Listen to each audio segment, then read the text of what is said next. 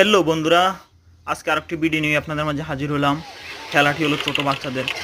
প্রত্যেকের হাতে 3টি বল রয়েছে। দেখা যাক কে জিততে পারে। ওয়াও, একটা জিতেছে। দেখি কি জিতেছে। চানাচুর।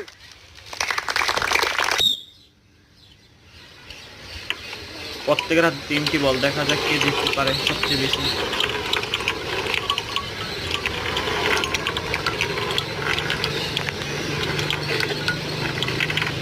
ওয়াও, 2টি বল 2 জায়গায় করেছে। ওয়াও, চানাচুর এন্ড বিস্কুট। দেখি কি হয়।